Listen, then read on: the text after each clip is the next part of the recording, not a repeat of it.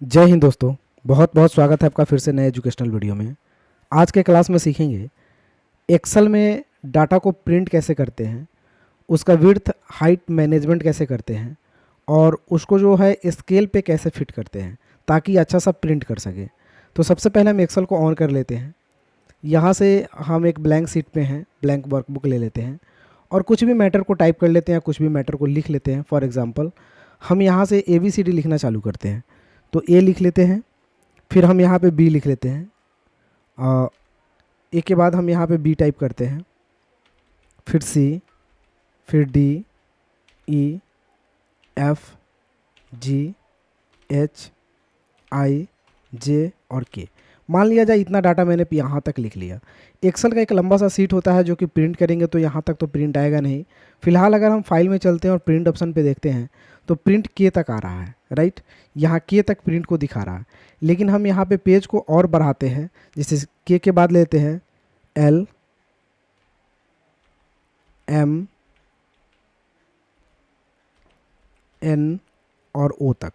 अब अगर हम प्रिंट स्केल को देखते हैं तो फाइल में जाकर के प्रिंट बटन पे क्लिक करते हैं तो M तक ही प्रिंट आ रहा है, इससे आगे मेरा प्रिंट आउट नहीं जा रहा है। मीन्स अगर हम O को प्रिंट करें, N और O को, तो N और O को भी प्रिंट करना चाहते हैं तो कैसे करेंगे। तो इसके लिए स्केल टू फिट ऑप्शन का इस्तेमाल करते हैं। इसके लिए आपको जाना है कहाँ पे, तो आपको जाना है पेज लेआउट पे क्लिक करना है, स्केल टू फिट यानी इस ऑप्शन का इस्तेमाल करना है। विड्थ और हाइट ऑटोमेटिक रहेगा। स्केल को थोड़ा सा कम करना है तो ये जो डॉटेड पॉइंट है ये आपको आगे नज़र जाता हुआ दिखेगा।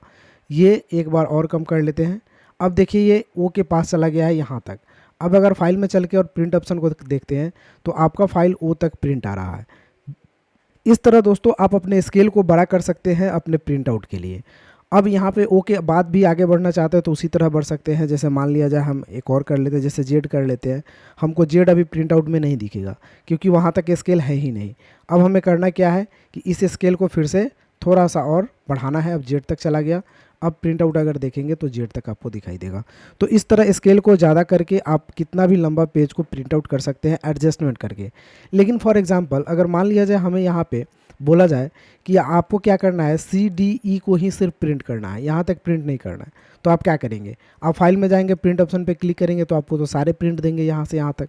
लेकिन आपको मान लिया जाए कुछ सेलेक्टेड एरिया को ही प्रिंट करना है, तो उस एरिया को हम सेलेक्ट कर लेंगे जितना प्रिंट करना है। और यहाँ पर हम जाएंगे पेज लेआउट में, एक ऑप्शन दिखेगा सेट प्रिंट एरिया, यानी यहाँ पे प्रिंट एरिया। अब यहाँ पे जाएंगे तो ऑप्शन दिखेगा सेट प्रिंट एरिया, इस पर क्लिक कर देंगे। अब ये एरिया आपका सेट हो गया प्रिंट के लिए।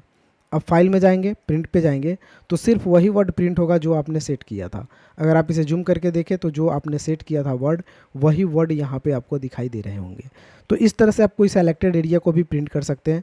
जैसे मान लिया जाए यहाँ पे कुछ लंबा चौड़ा वर्ड लिखा हुआ है, फॉर एग्जाम्पल इतना एरिया में, राइट। और इसे कोई परफेक्टली पार्टिकुलर एरिया मुझे प्रिंट करना है, जैसे यहाँ से लेकर यहाँ तक, तो हम जाएंगे सेट प्रिंट एरिया पे क्लिक कर देंगे तो ये एरिया सेट हो जाता है। यहाँ पे देखेंगे तो एक छोटा सा लाइनिंग भी आपको दिखाई देगा। अब आप फाइल में जाएंगे और प्रिंट ऑप्शन पे क्लिक करेंगे तो सिर्फ वही एरिया प्रिंट होगा जो आपने सेट कर रखा है। तो इस तरह से हम सेट प्रिंट एरिया भी कर सकते हैं।